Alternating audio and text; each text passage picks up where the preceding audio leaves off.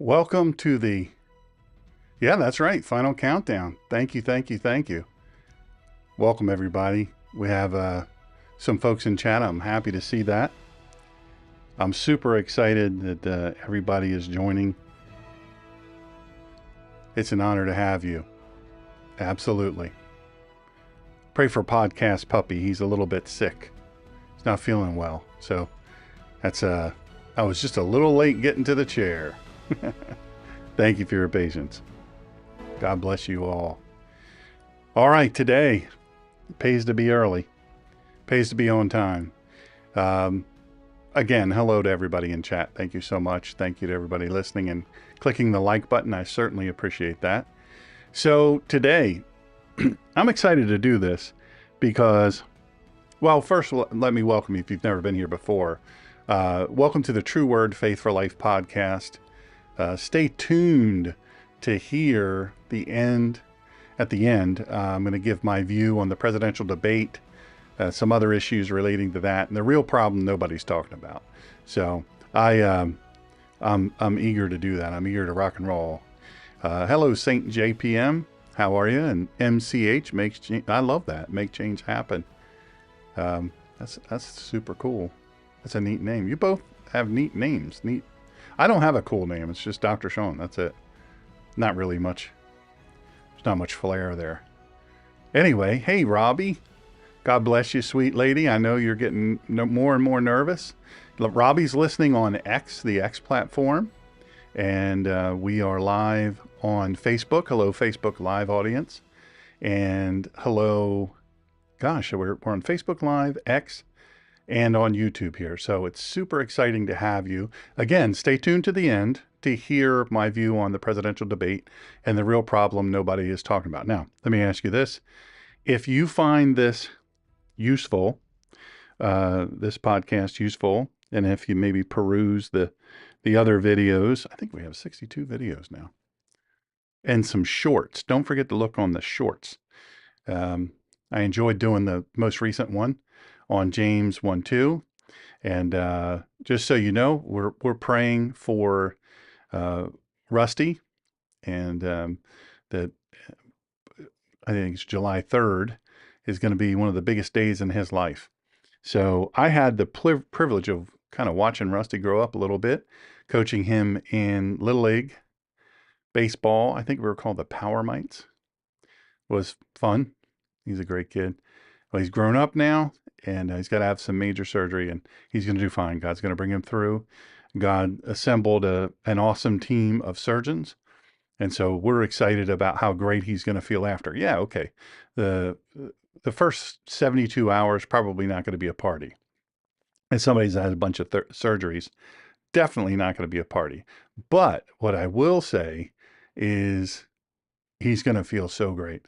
Also to Missy and Rob and their whole family, Missy's whole family. We're so sorry for the loss of your dear mother, Miss Gail. I was so privileged to laugh with her last week, and to be able to meet with her, and she was I think smoking her son Scott on, I get, what game was it?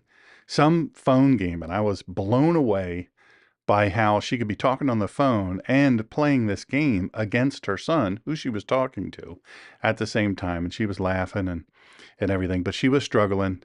Oh, hey, Anna. Aw, Anna from across the pond. So nice to see you. Anna is a very, very talented young lady. And I'm excited to hear more of her music and what all she does. Fantastic person. Today I'm going to be tuning into a guy called Cool Cats. He said he knows the final puzzle piece for the rapture timing. Okay, well, good for him. Hey, Nicole, I do not follow such things. I will tell you, it's interesting. Every Monday, pretty much every Monday, on the Two Witnesses Live podcast, and I can tell you, they're very different than me. I am not. I taught end times prophecy eschatology in Bible college, but I'm not terribly into it. So the way I look at it is, hey, guess what? God's going to do what he's going to do. I don't need to know all the details, even though I do know what's in Scripture. But I will tell you that it doesn't trouble me very much. I am not worried about it. I'm not worried about surviving tribulation. I'm not worried about any of that stuff. Um, God's going to do what he's going to do, and I'm going to be here for it, or I will have passed into glory. So um, I'm good to go. I also want to, I know they don't listen to the show, but my dear friend Dave, really the reason why we're here in the North Carolina area, actually 1.3 miles from his house, a dear friend of mine for decades. And actually, he used to be the tech guru and all around awesomeness when I spoke at we formed a Celebrate Recovery group. And it was the largest one in Maryland, Delaware, and I think Pennsylvania. I'm not sure.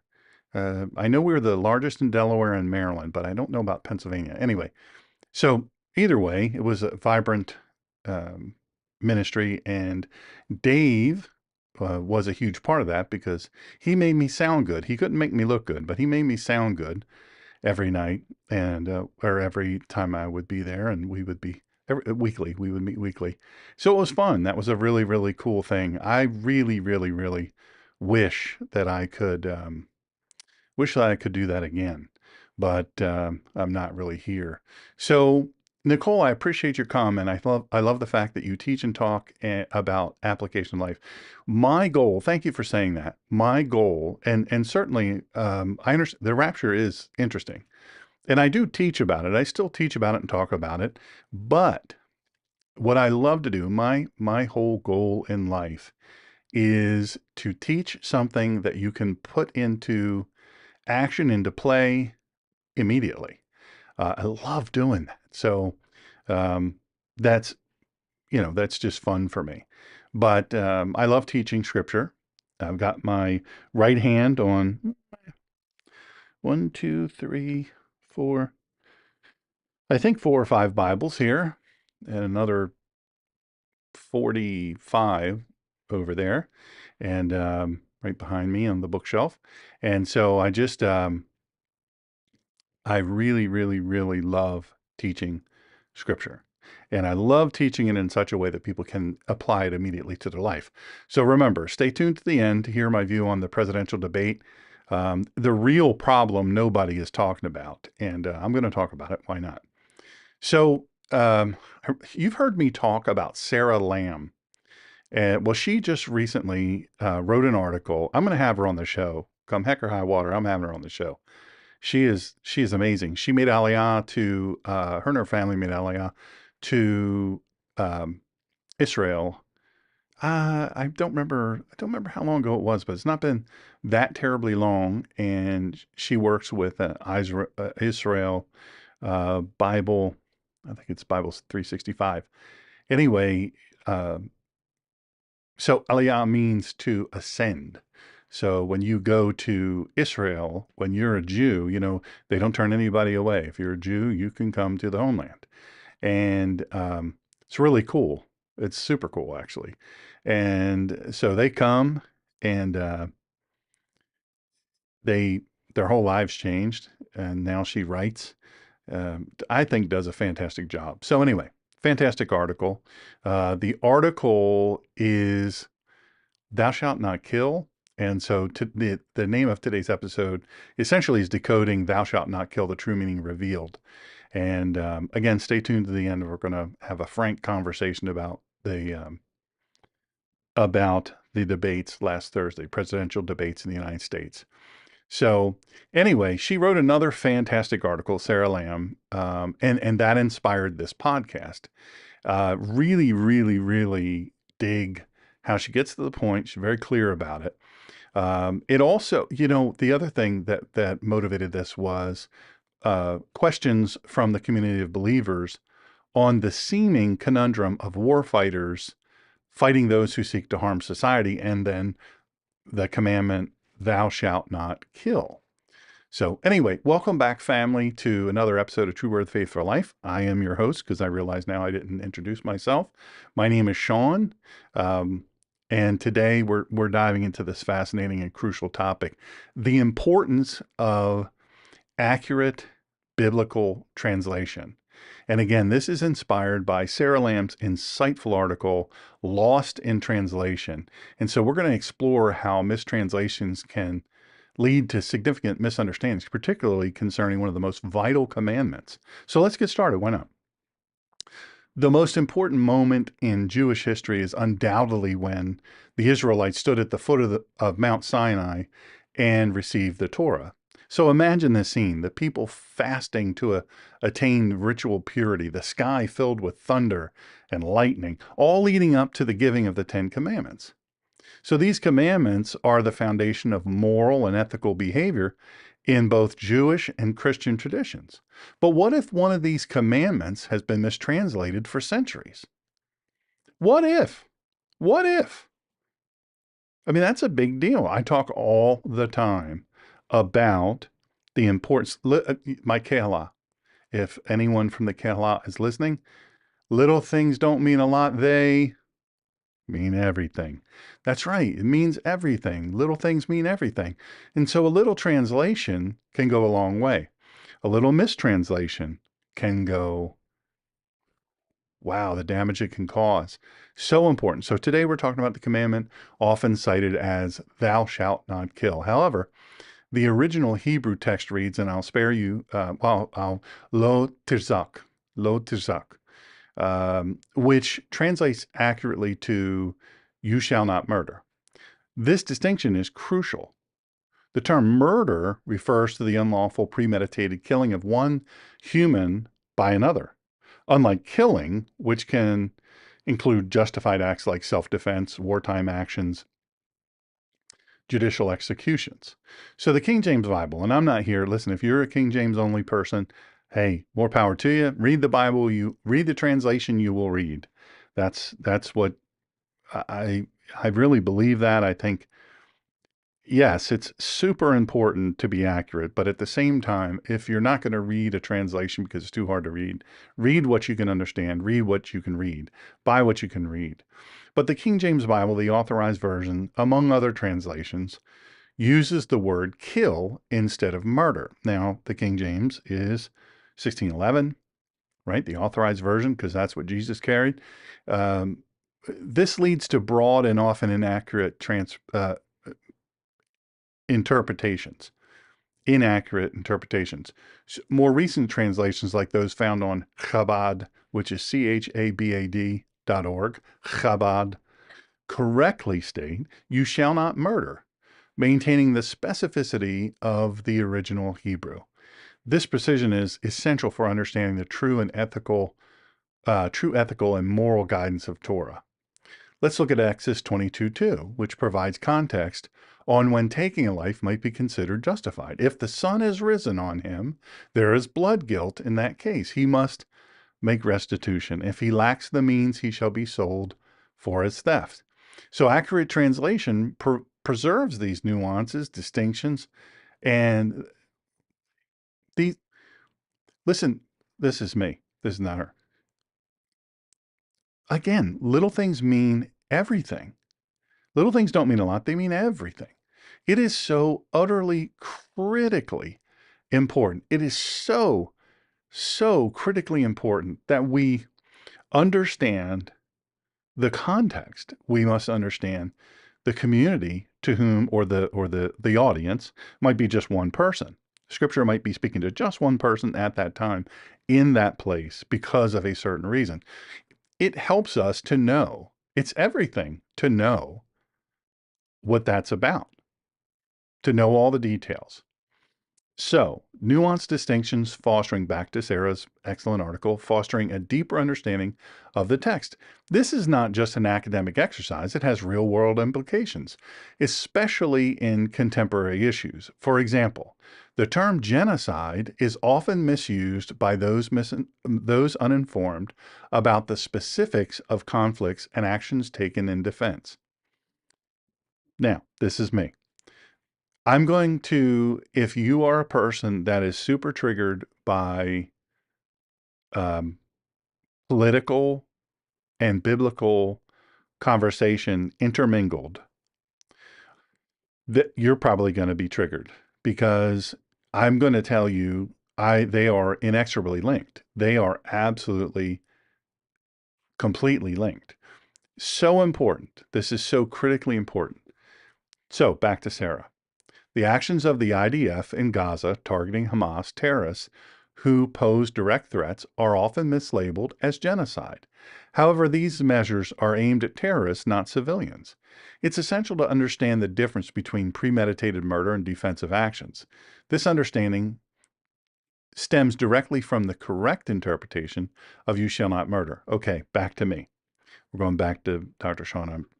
I don't know where Sarah stands on this, but I know that her article is fantastically clear and articulate. So I'm thinking she's probably on this boat, but maybe she isn't. So let's be clear. Sean Green are talking, not Sara Lamm, the article author.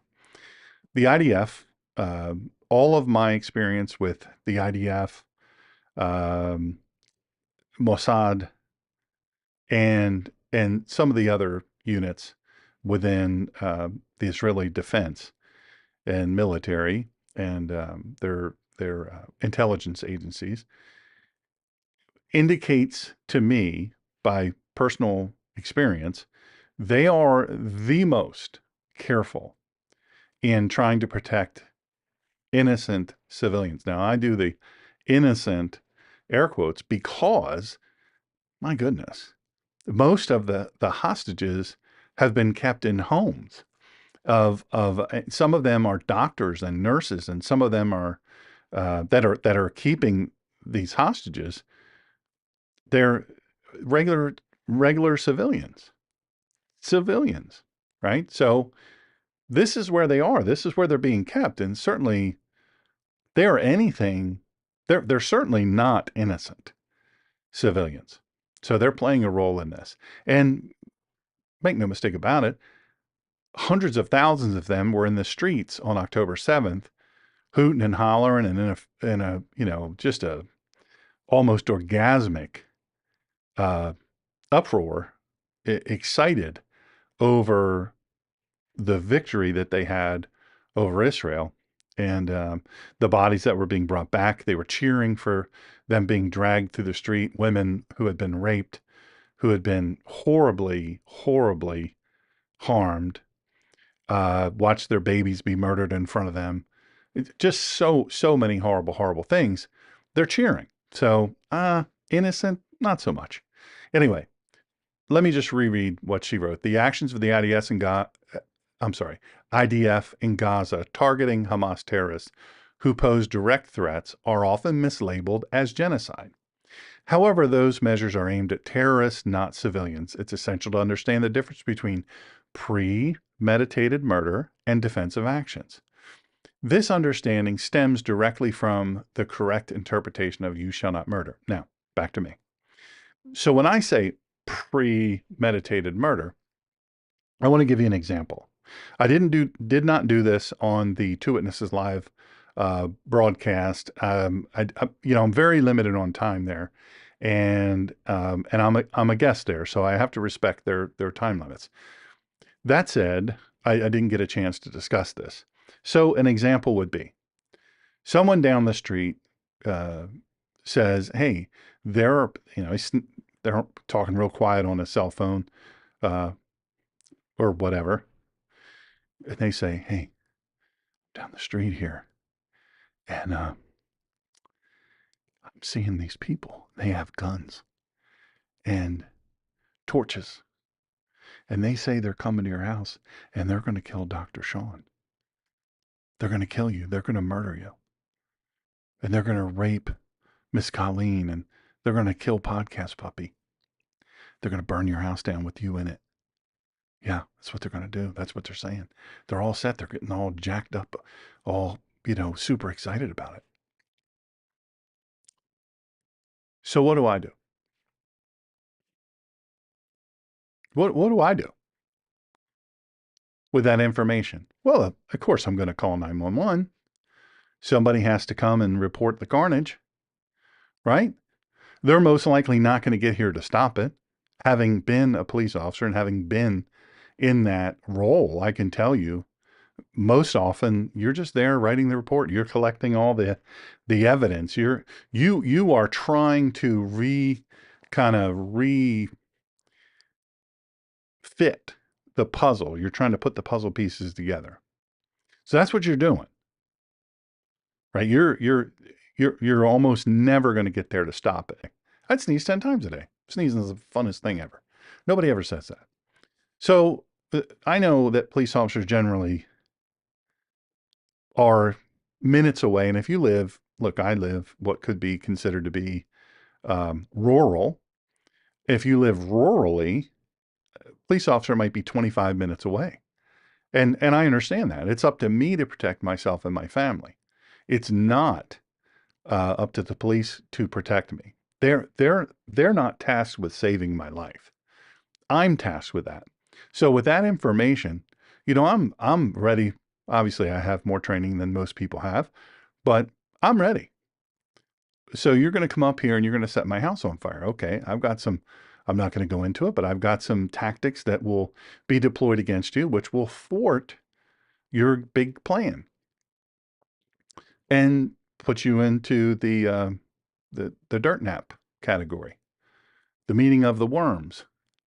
I'm not gonna. I know. I was thinking of you, Anna, when you're not allowed to do that in the UK. Anna's listening from the UK, and they're not allowed to do that. But I can tell you, in many places in the United States, we're no longer allowed to do that. Now, I'm fortunate. I still live in a place that believes in protecting one's own life and property, and firearms rights and the right to self-defense and stand your ground and all that.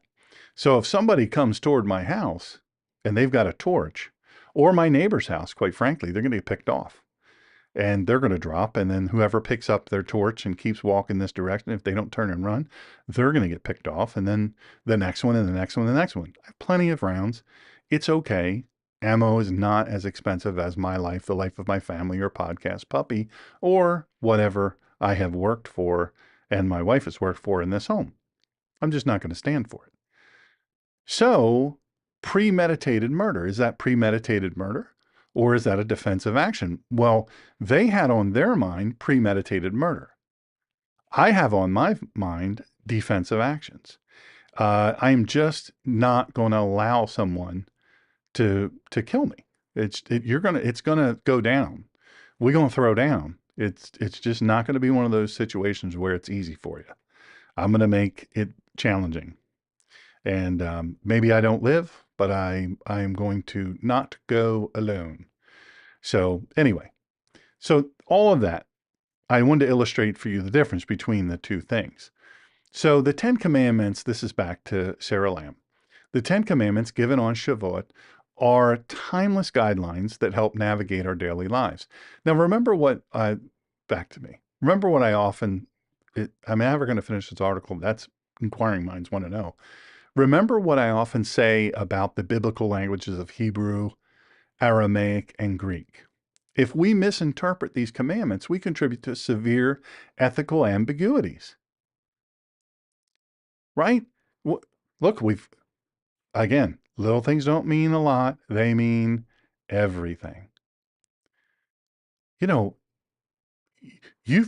we've got to have some knowledge of the biblical languages. We've got to pursue that. Maybe you don't want to become a scholar in it. Maybe you just want to learn some words. Start with the 75 most important words. In Israel Bible 365 has a publication, the 75 most important words every believer should know. And I'm telling you, it's a fantastic book. First of all, it is expensive. It's big, it's beautiful, it's amazing, has a lot of features. My point is maybe you don't start being a biblical scholar, a biblical languages scholar. Maybe just start by learning a few words. Learn some critical words, right? Maybe acquire a Bible dictionary that has some detail, written by someone who is an expert in Hebrew, Aramaic, and Greek. That's so important. Just not for nothing. But how can you know what's really being said until you know what's really being said? So back to Sarah. If we misinterpret these commandments, we contribute to several ethical ambiguities. If I ever have Sarah on this I've sent her multiple messages. Hopefully she'll be on. If she ever is on the show, she's going to go, do you ever just read my article all the way through to the audience? How would that be? How would it be if you just read it all the way through without stopping? And I go, oof, that would be a miracle is what that would be. So just imagine if thou shalt not commit adultery were mistranslated. The implications would be profound. All right. I gave the example today and did I take some flack? So thou shalt thou shalt not commit adultery. What if that was thou shalt not commit French kissing? You can do everything else, but you just can't French kiss. Thou shalt not commit French kissery, right? You can do everything else, but French kissery, that's off. Oh, that's me, by the way. That's not Sarah's. She would lose her mind, I'm sure, as anybody would, if that was attributed to them. So what I'm saying is, adultery. It's important to get that word right, or any of the other commandments, or any of the other words. You got to get them right. Back to Sarah, the implications would be profound. As we celebrate Shavuot, we remember the importance of these guidelines. They remind us to cherish our parents as highlighted in honor thy father and thy mother. Let's not forget to call our parents today. If your parents are no longer with you, this is me, perhaps call your siblings who might just be missing them too. So think about that. This is me, by the way, not Sarah. If you have lost a parent, I've lost both parents. My wife has lost both parents. Um, it's tough. It's super, super tough when both of your parents are gone. It's a weird thing. Now, I was supposed to predecease my mother, and she predeceased me. So, you know, a surprise, if you will. But I know people like my wife's best friend, Missy, and dear sweet Missy. Her mother, Miss Gail, is a lovely lady, you know, young. She's young to die. Um, and so calling your siblings, staying in contact with them, that's important. They might be missing them too, and that might help you to feel a little bit better. Anyway, back to Sarah. Oh, MCH, Making Change Happen. What is the better Bible in English you prefer yourself? That's a tough question. I don't know if you've seen it. Maybe you have. I did a podcast, an episode, and I don't know if it was a live. I think it was a live. It was either a live or just a regular video, but I'm pretty sure it's a live. Two episodes actually where I go into that in detail. I do Bible review of most of my Bibles, not all of them. And then I highlight some that I think are really useful. Now, some are super useful for people who are scholarly types of people. They love all the extra information. They love all the cross references and all the footnotes and all that. And then there's others who, they're not into that. They just want a regular reading Bible, and that's okay. So a Bible that I think very highly of is the keyword Hebrew Greek keyword study Bible. I think that is fantastic. Um, it's okay. I have 1, 2, 3, 4 of those in different translations, and that comes with a Strong's Dictionary, concordance, word studies, introductions, and footnotes. I have red letter editions. I have the regular black letter editions. I have ESV study Bibles, NASB study Bibles.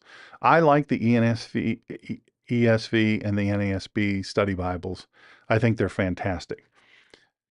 I think the ESV and NASB study Bibles approach Scripture not with as much of an appreciation for how do I say this delicately? Hebrew and Aramaic. They are typically not as into that. Now, if you get a an ESV or an NASB translation of the Hebrew Greek keyword study Bible, you're really getting something. Now, there's one other one that I think is really, really super good. If you're a person who likes to know where all in the Bible is all of this said, how are these things related? I really, really super like, this is just me, I super like the Thompson chain reference. Now, I have the Thompson chain reference in New American Standard. I have it in the New King James Version. I love it. I think it's a fantastic, fantastic tool. There are so many things in there that are just unreal. Now, so I love that. I think that's fantastic. It's fun to see where everything is, and the extra stuff you get is just fantastic. Now, that said, I also have a massive library of just boxes and boxes and boxes of commentaries, of word studies, of interlinear. I have Hebrew studies, Aramaic studies, Greek studies. I have the large version, the doctoral student version of the Hebrew Greek word study uh, keyword study Bibles. So they're like this thick each, like this tall. I mean, they're huge. They're huge. And so I have both of those. I love those, but you can't walk around carrying those, You're just not gonna, it's too tricky.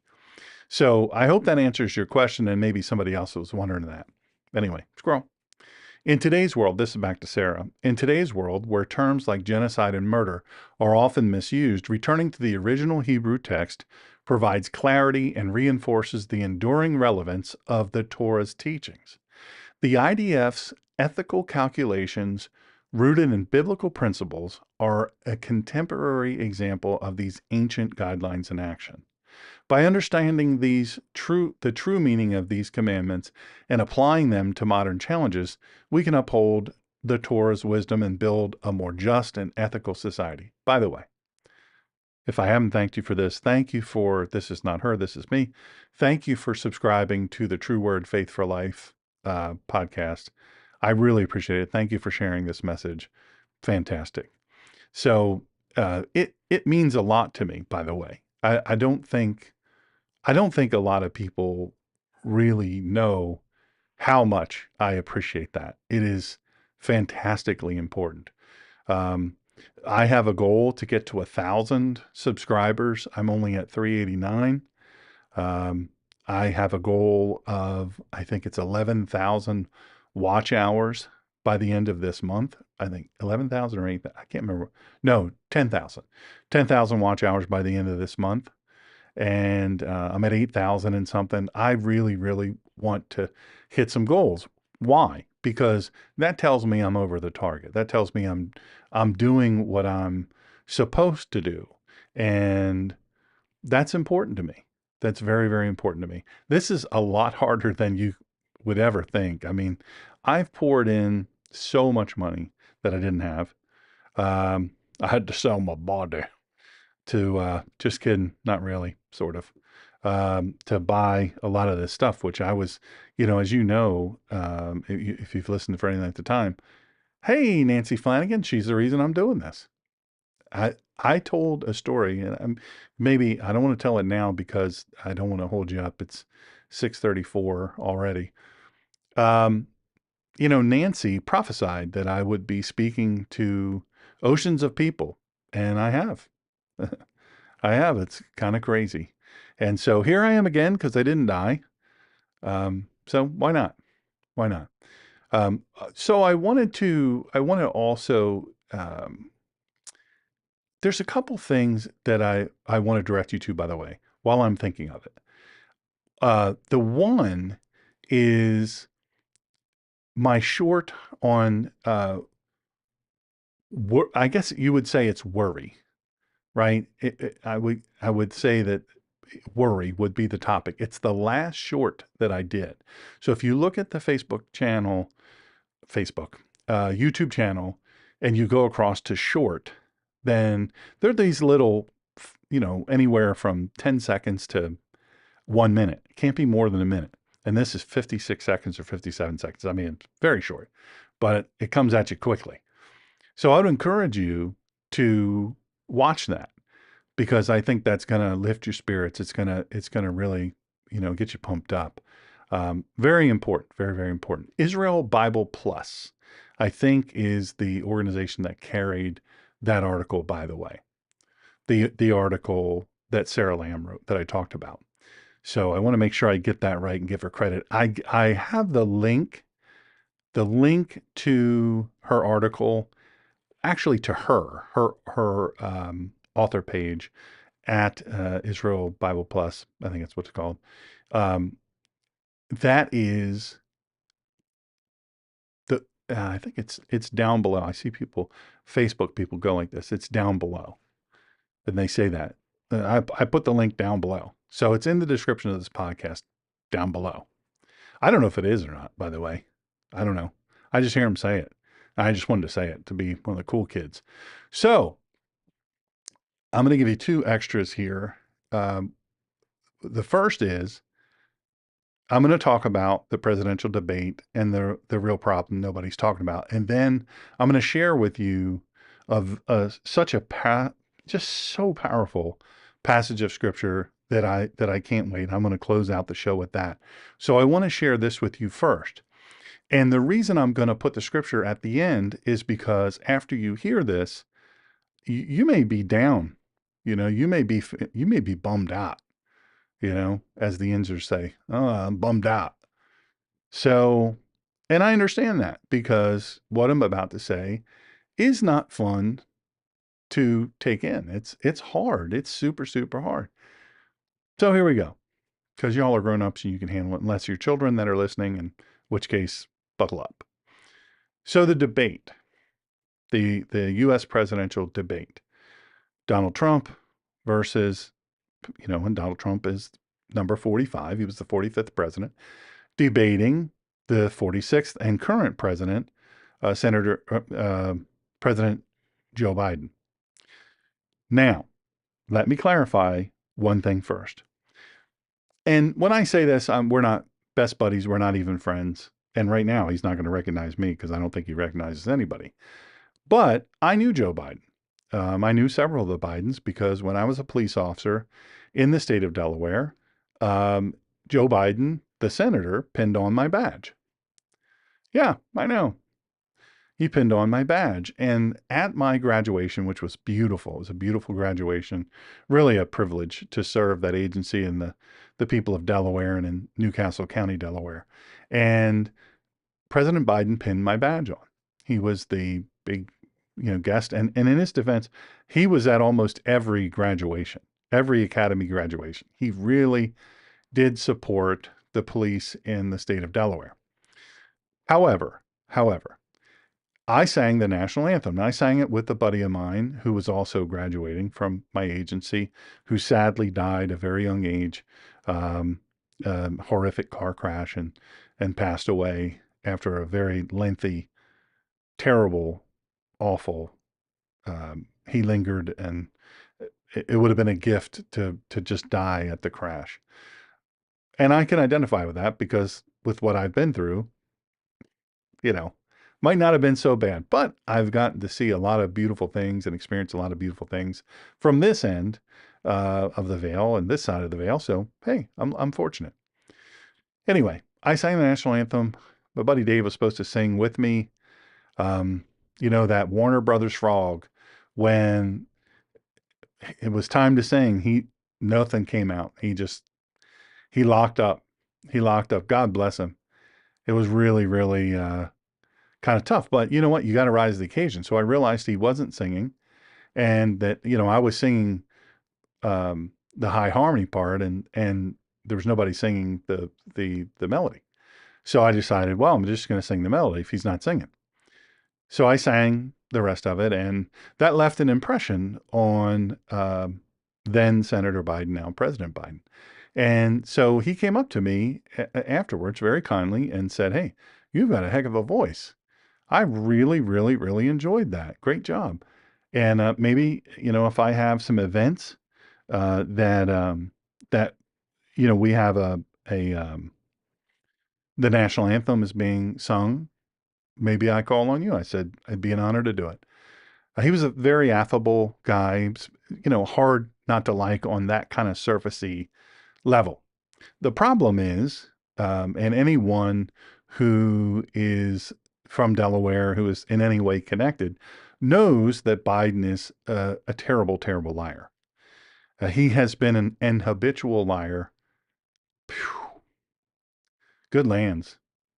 For as long as I've known of him, he's a plagiarizer, just an out and out liar from just a basic embellishment all the way up to profound lies. Now, I said that to say this, to give you some background. I'm not talking out my rear here. The Bidens, to people who know in Delaware especially, the Bidens have always been known to be corrupt people. It's always been a sort of a crime syndicate. And the big guy has always been Joe Biden.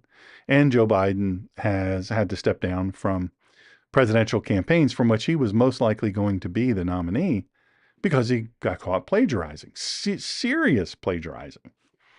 So we got to understand what we're dealing with here. Yeah, he's a likable guy, got a good personality when he's not screaming and yelling or stuff that makes no sense or, showering with his. Anyway, woof, woof. So we've got to separate those things. We've got to separate the fact that he is likable. And we've also got to separate the fact, which all of us know, right? If you are, how do I put this? If you are a person who, if you're a person who, you kind of, you have some insight and you have eyeballs that work and ears that can hear, you will have known before the last election something seriously wrong with Joe Biden.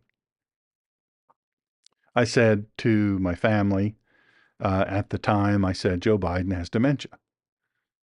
His Secret Service details, they frequently have him to chase after him because he walks off.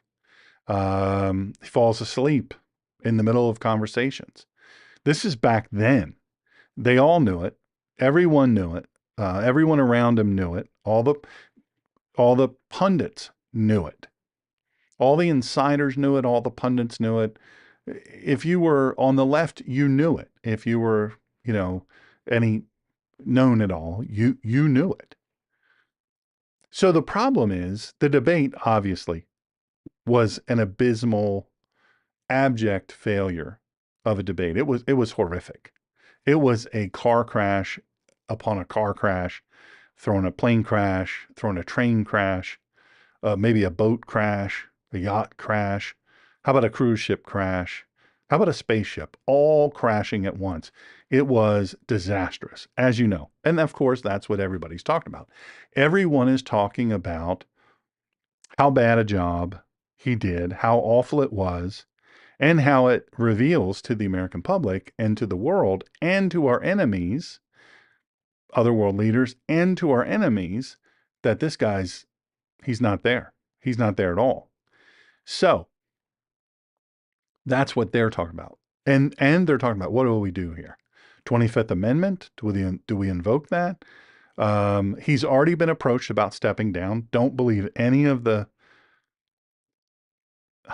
punditry when they say, they're working up to talk to him about that. No, he's already been talked to about it. Jill Biden, I don't call her Dr. Jill Biden, sketchy. Not that I think my doctorate's any better than hers, but I earned mine. She didn't. Um, eh, she's always wanted to be first lady. And everyone that knows that. So she's this weekend at Bernie situation, pushing this guy ahead. There's two reasons why they're doing that. She's doing it for just sheer greed and wants to be, the first lady for a second term. The second reason she's doing it is because She knows the powers that behind the scenes put him up there, even though they know he's a weekend at Bernie's guy. He's not there. He wasn't there even during the campaign. That's why he campaigned from his basement. COVID, convenient, right? Very convenient to have a campaign from your basement. Isn't that something that we have a pandemic that, they drop hundreds of thousands of not even ballots. It's just crazy. Before I get too far afield here. So they knew it back then. They knew that it was a real problem. So why would they run him? Understand that they ran him and they are pushing him because they can run the country however they see fit. They can run foreign policy however they see fit. They can run domestic policy however they see fit. They can run defense policy however they see fit. They can run the military however they see fit, right? Because they're ultra left, right? And they're pulling the strings. So you put somebody forward that has always wanted to be president. He has always wanted to be president. Of course, he wanted to be president so bad. And the only person I think might have wanted him to be president more than him was Joe Biden, and is Joe Biden. So she's willing to kind of sell him out and be his carnival barker. Wasn't he great? He was so great. He knew all the words and the answers, and he answered every question. Good job, Joe. Here's your ice cream cone. She's glad to do that because it enriches her. The longer he's president, the more influence she has, the more money she makes. She can write more books, make more money. There's just a whole litany of things. Also, the crime syndicate can wield the influence of the Biden name even more.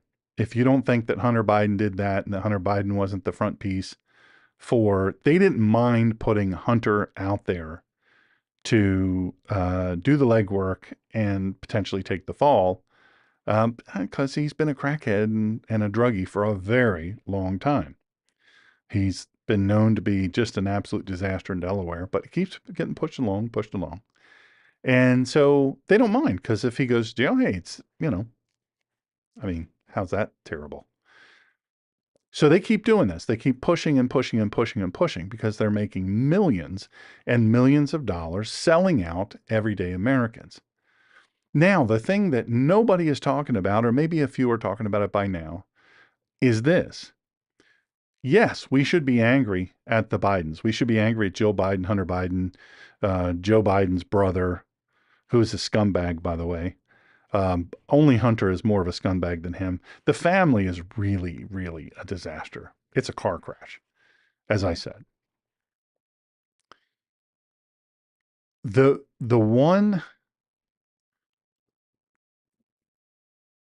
thing that should really tick you off is the fact that the press knew about it and they defended him, lied for him.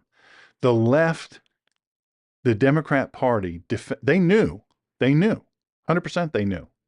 This is not conjecture. They knew. They defended him, vigorously defended him. All of the people who came out and said, I don't know, this seems kind of sketchy, they were just shunned. They were castigated. They were drummed out of town, if you will.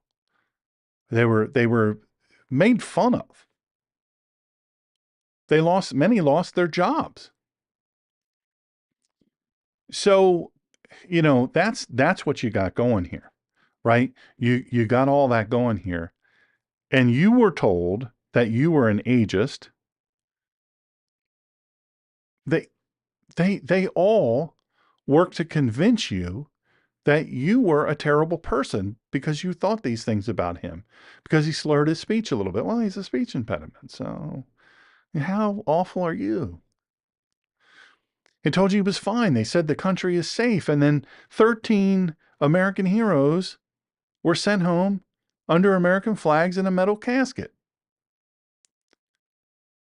We gave the, I was corrected today. It's 95. I think I said $85 billion worth of super high-tech equipment to our enemy. We left it all there. Stuff that they didn't have. They didn't have these things. They didn't have night vision goggle capabilities. We owned the night. Why? Because of night vision. Well, guess what? They have it all now. They have it all. They have technology that is going to be devastating on every level. And so because they wanted to perpetrate a lie against the world, selling out Americans, selling out American values, selling out American security. They wanted to do it, and they knew they could do it if Joe Biden was president. They could not do it with someone else, most likely. I mean, there's some woke folk, but they ain't that woke, where they're willing to just say, let's fling open this door. As president, when you're accountable, it's easy for AOC to say certain things. It's easy for the what are they called? What do they call them? There's a nickname for that whole group. I can't remember what it is. Not important, but that whole group there, one of whom was just voted out of office. They primaried him and beat his pants off. And so, yeah, they say the stuff that they say, but there's no accountability for that. But when you're president, you have some accountability for what you say and what you do. And so they knew that he would say that. So my thing that I'm putting out to you there is, and I want you to understand, look askance at CNN, MSNBC, ABC, NBC, CBS, PBS, all of them, all of the ones that were going along and pushing the narrative. Just terrible, terrible, terrible pushing of the narrative that, hey, that you're wrong about this guy. That's not right. He's great. When we have interviews with him, when we're behind closed doors with him, man, he's so sharp. He's so lively. All of these people told you, and all these politicians and all the media told you, no, he's great. He's super great. They knew he wasn't great. They knew he was super, super sick, that he would go. He would go. And guess what? Guess what happened? Here we are. Here we are. And it's bad. The squad. Thank you, David. Oh, my buddy David. He came all the way. He came from like an hour and a half away on a blazing hot day on Saturday to ride recumbent trikes with me. Got to do it again. I love that. We had such a great time. He worked on my trike. Was pulling hard to the right. Whew. Yeah, I think he's got it fixed because I'm going to go out and try to ride it. Just to see where we are. But I really appreciate that.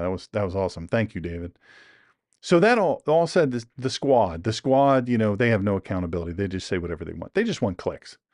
They're ultra left. They're nut jobs. So you have this massive cabal telling you there's nothing wrong. Weekend at Biden's. Yeah, that's for sure. Old school Pete. You're absolutely right. Weekend at Biden's. They're pushing him and they're telling you nothing's wrong, nothing's wrong, nothing's wrong. He's absolutely fine. You're an ageist. You're terrible. Oh, by the way, Trump's old. And look, whether you're a Trump guy or you're not a Trump guy, it doesn't matter. This is not a political thing. This is a national security thing. We can't look at this situation and not conclude that this is an issue of national security. We've got a man who is just deplorably gone. He's putty in the hands of anyone who wants to manipulate them, not the least of which is Joe Biden. Many folks have said it's elder abuse what she's doing, and I agree. It's utterly terrible. So when you see CNN, MSNBC, all the ones, when you see all these liberal organizations, and make no mistake, they're all liberal. when you see them now saying, we got to do something. My gosh, he's bad. Well, they all knew that because those that did interviews with him, those pool reporters that were in the pool watching him wander off, just terrible, terrible, terrible circumstances going on with him. Clearly, um, uh, non compos mentis. I mean, he was gone. Certainly not capable of being president. So think about this. Think about this. This guy is still president for the next, 5 months, 7 months? He's still president. So the policy that's coming out of his administration, clearly not from him.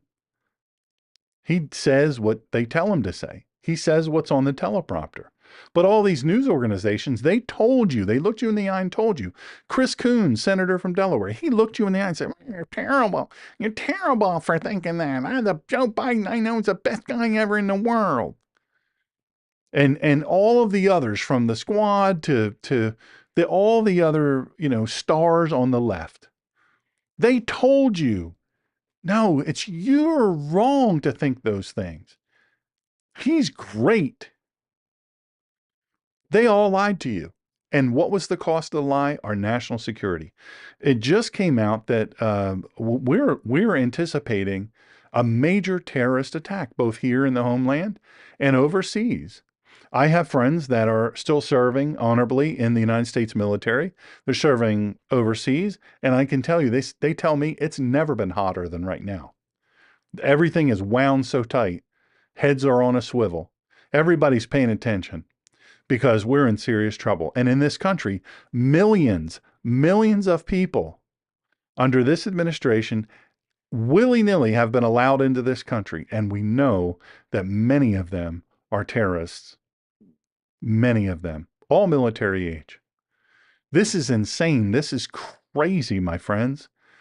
This is insane. And so our national security was sold out just so they could stay in power. I want you to think about that. That's the really big thing. They did this to you. They did this to us. They did this to the world so that they could stay in power and destroy the United States of America. My goodness, that's horrible. Folks, that's horrific. That's treason. That's utterly and completely treason. So, now that you're feeling terrible, I want to read you something that's going to lift your spirits, and then we're going to go, because I know that you folks have dinners to make, and I want you to be able to do that. I want you to enjoy that. So, moving on. Psalm 136. They spoke about this in church. They referenced it on Sunday at Grace Community Topsail in Hampstead, North Carolina. And I thought, I want to give that whole scripture. So I'm going to close out with this today, and I want you to enjoy it. Psalm 136. This is from the complete Jewish Bible. By the way, Anna, this is one of the translations that I really, really love. Complete Jewish Study Bible, I should say. Give thanks to Adonai, for he is good, for his grace continues forever. Give thanks to the God of gods, for his grace continues forever. Give thanks to the Lord of hosts, Lord of lords, for his grace continues forever. To him alone, who alone has done great wonders, for his grace continues forever. To him who skillfully made the heavens, for his grace continues forever. To him who spread out the earth on the water, for his grace continues forever. To him who made the great lights, for his grace continues forever. The sun to rule the day, for his grace continues forever. The moon and the stars to rule the night, for his grace continues forever. To him who struck down Egypt's firstborn, for his grace continues forever, and brought Israel out from among them, for his grace continues forever. With a mighty hand and an outstretched arm, for his grace continues forever. To him who split apart the sea of Suf, for his grace continues forever, and made Israel cross right through it, for his grace continues forever, but swept Pharaoh and his army into the sea of Suf, for his grace continues forever. To him who led his people through the desert, for his grace continues forever. To him who struck down great kings, for his grace continues forever. Yes, he slaughtered powerful kings, for his grace continues forever. Sihon, king of the Amori, for his grace continues forever. And Og, king of Bashan, for his grace continues forever. Then he gave their land as a heritage, for his grace continues forever. To be possessed by Israel, his servant, for his grace continues forever. Who remembers us? Who remembers us whenever we are brought low? For his grace continues forever, and rescues us from our enemies. For his grace continues forever. Who provides food for every living creature. For his grace continues forever. Give thanks to the God of heaven, for his grace continues forever. I want to point out one thing. Two things. Continues forever. That means it never, ever stops. From this point in time when the psalmist wrote this, to now and forevermore, for all eternity, his grace continues forever. So I want you to think about that as trying times are facing you. I want you to think about his grace continuing forever. God bless you and keep you. May he make his face to shine upon you. Shalom, shalom. Thank you for joining us.